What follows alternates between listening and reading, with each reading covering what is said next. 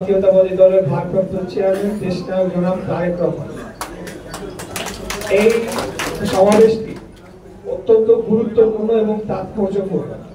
আমাদেরকে এখানে যেভাবেই হোক ব্যাপক লোক সমাগম করতে হবে এবং তার মাধ্যমে এই বিএনপির যে রাজপথের উপস্থিতি সেটি সর্বমহলে জানান দিতে হবে।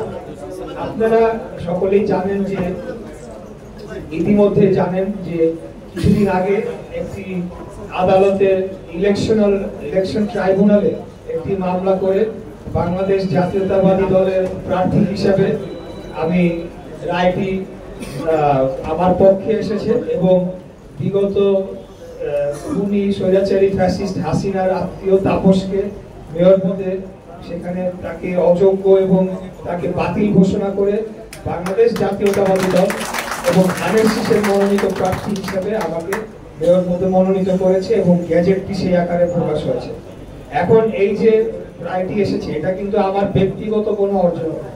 আপনি গ্যাজেটটি পড়লে দেখবেন সেখানে সুস্পষ্টভাবে লেখা হয়েছে ধানের শীষের মার্কা নিয়ে বাংলাদেশ জাতীয়তাবাদী দলকে বিজয়ী হিসেবে ঘোষণা করা।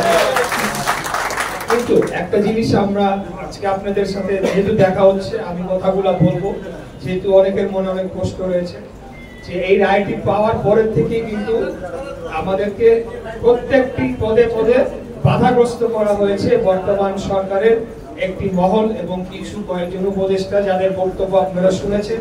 বক্তব্যের মাঝেই সেটা স্পষ্ট হয়েছে যে তারা এই যে আমাদের বিএনপির পক্ষে রায় এসেছে তারা এটা নিয়ে নাখোশ, খুশি না। আপনারা জানেন যে গত ডিসেম্বর মাসেও একটা পদক্ষেপ নেওয়া হয়েছিল যে ঢাকা দক্ষিণ সিটি কর্পোরেশন নগর ভবনে তার একজন প্রশাসক বসাবে এবং মাস দুয়েক আগে এরকম পদক্ষেপ নেওয়া হয়েছিল যে ওয়ার্ডে, ওখানে অনেকে ওয়ার্ড কাউন্সিলর নির্বাচন করেছেন, ওয়ার্ডে ওয়ার্ডে তারা তাদের নিজস্ব প্রশাসক নিয়োগ দিবে এবং এই প্রশাসকরা আগামী জাতীয় নির্বাচনে তারা বহাল থাকবে এবং নতুন এবং পুরানো একটি রাজনৈতিক দল তাদের পক্ষ হয়ে কাজ করবে, আমাদের বিপক্ষে কাজ করবে। সেটির বিপক্ষে আমি জোরালো অবস্থান নেই। আমি বলেছি প্রয়োজনে আন্দোলন করব, কিন্তু প্রশাসক নামে কাউকে নিয়োগ দিলে একদিনের জন্য দিয়েছি। এখন বর্তমান সরকারের কয়েকজন উপদেষ্টা এবং নতুন পুরনো রাজনৈতিক দলে এরা মিলে তারা চাচ্ছে না যে আমি এই পদে বসি বা কোনোভাবে এখানে আমি মেয়র পদে আমি আসীন হতে পারি। তো সেটা আমরা প্রত্যেকটি আইনি পদক্ষেপ ধাপ উত্তরণ করে এখন সর্বশেষ ধাপ যে এখানে শপথ গ্রহণের বিষয়টি সেই জায়গাতে এখন এসেছে। এখন দেখার বিষয় যে সরকার কি করতে চায় সেটি আমরা যথাসম্ভব জানতে পারবো আপনাদের। এই বিষয়টি আপনাদেরকে কেন উপস্থাপন করলাম? এই কারণে উপস্থাপন করলাম যে আমাদের লড়াইটা যেটা সেটা কিন্তু শেষ হয়ে যায় নাই। আমরা যে বাংলাদেশে একটা জনগণের ভোটে নির্বাচিত সরকার প্রতিষ্ঠা করার যে লড়াই দীর্ঘ আন্দোলন সংগ্রাম করে আসছি আমাদের নেত্রী দেশনেত্রী বেগম খালেদা জিয়ার নেতৃত্বে, আমাদের নেতা দেশনায়ক জনাব তারেক রহমানের নেতৃত্বে, সেটা কিন্তু শেষ হয়ে যায় নাই। বিএনপির বিরুদ্ধে যে ষড়যন্ত্র সেটা কিন্তু এখনো শেষ হয়ে যায় নাই। এখনো যারা রাষ্ট্র ক্ষমতায় রয়েছে তার একটি অংশ এবং ভেতরে বাহিরে একটি কুচক্রী মহল চেষ্টা করছে কিভাবে আগামী জাতীয় নির্বাচনকে পেছানো যায়, কিভাবে আগামী জাতীয় নির্বাচনের আগে ভোটকে এখানে প্রভাবিত করা যায়, সেটা এখন সুস্পষ্ট। আমি এই ব্যাপারে নিশ্চিত। আমি যে গত 2 সপ্তাহ ধরে যে প্রক্রিয়ার মধ্যে দিয়ে গিয়েছি সেখানে আমার এই ব্যাপারে কোনো দ্বিধাদ্বন্দ্ব নাই যে এই সরকার এখন সম্পূর্ণভাবে যে নিরপেক্ষভাবে দায়িত্ব পালন করতে পারবে কিনা সে ব্যাপারে অবশ্যই প্রশ্ন রয়েছে। তো সেই কারণে আমাদেরকে আগামীকাল ব্যাপক একটা জনসমাগম করতে হবে, কারণ বিএনপির মূল শক্তি হচ্ছে তার জনগণ, রাজপথে তার শক্তি। এটি যখন আমরা প্রদর্শন করতে পারবো তখন সকল অপশক্তি কিন্তু ভেসে যাবে, সকল কুচক্রান্ত, সকল ষড়যন্ত্র যেটা আমাদের বিরুদ্ধে হচ্ছে সেটা আমরা তখন মোকাবেলা করতে পারবো, সকল কিছু তখন নিঃশেষ হয়ে যাবে।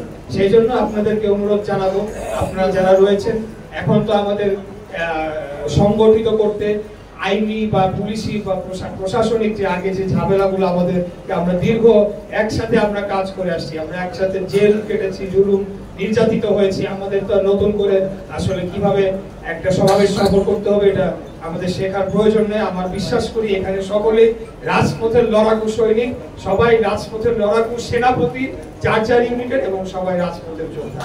অতএব আগামী দিনে যে করেই হোক আমাদেরকে বাংলাদেশে জনগণের সরকার প্রতিষ্ঠা করতে হলে রাজপথে আমাদের সমাধান করতে হবে, রাজপথে আমাদের ব্যাপক জনসমাগমের মাধ্যমে এই জানানটা দিতে হবে। যেহেতু আমাদের নেতা উনি নিজে এখানে প্রধান অতিথি হিসেবে বক্তব্য রাখবেন, সেখানে আমাদের এটা গুরু দায়িত্ব যে আমরা একেবারে ওই শাপলা চত্বর থেকে শুরু করে ওই একেবারে প্রধান বিচারপতির বাসভবন পর্যন্ত যাতে আমরা লোক সমাগম করতে পারি এবং শেষ পর্যন্ত আমরা আমাদের নেতার বক্তব্য শুনে তারপরে আমরা বাড়ি ফেরত যাব। আমরা বর্তমানে যারা ক্ষমতাসীন রয়েছে এবং এর মধ্যে কেউ কেউ যারা কুচক্রান্ত করছে তাদেরকে আমরা একটা উপযুক্ত একটা বার্তা দিয়ে দিব যে কোন ধরনের ধানাই পানাই ইলেকশন নিয়ে যাতে না করতে পারে। এই বছরের ডিসেম্বরের মধ্যে 31 ডিসেম্বর অর্থাৎ 2025 সাল যাতে 26 না হইতে পারে, 25 এর মধ্যে ইলেকশন দিতে হবে এবং জনগণের মালিকানা জনগণকে ফিরে দিতে হবে। আমি আপনাদের সাথে মাঠে থাকবো ইনশাআল্লাহ এবং আমাদের নেতা জনাব রফিকুল আলম মজনু উনি পরীক্ষিত কারা নির্যাতিত রাজপথের লড়াকু সৈনিক এবং আমাদের সেনাপতি আমাদের নেতা উনি থাকবেন ইনশাআল্লাহ। ঢাকা মহানগর দক্ষিণ থেকে বাংলাদেশের আগামীতে গণতন্ত্রের অগ্রযাত্রায় যে আমরা রাজপথে রয়েছি সেটাকে চূড়ান্ত লক্ষ্য নিয়ে যেতে হলে এই কথাটি আমি আগেও বহুবার বলেছি, ঢাকা দক্ষিণ বিএনপিকে তার সর্বোচ্চ অগ্রণী ভূমিকা পালন করতে হবে। এর মাধ্যমে বাংলাদেশে আগামীতে জনগণের সরকার কত দ্রুত প্রতিষ্ঠা হবে সেটা নির্ধারিত হবে বলে আমি বিশ্বাস করি। আপনাদের উপর পুরো দায়িত্ব রয়েছে। আর বক্তব্য দীর্ঘায়িত করবো না, ইনশাআল্লাহ প্রয়োজনে আমরা আবার রাজপথে নামবো। এখন তো কোনো ব্যাপারই না, হাসিনার আমলেই তো আমরা কোনো রক্তচক্ষু আমরা করি না, প্রক্ষেপ করি না, আমরা সব কিছু উপেক্ষা করে গুলির মুখে দাঁড়িয়ে আন্দোলন করেছি। প্রয়োজনে আরেকবার রাজপথে নেমে আমরা ফিনিশিং ফাইনাল খেলা দিব ইনশাআল্লাহ। এই বলে আজকে আমার বক্তব্য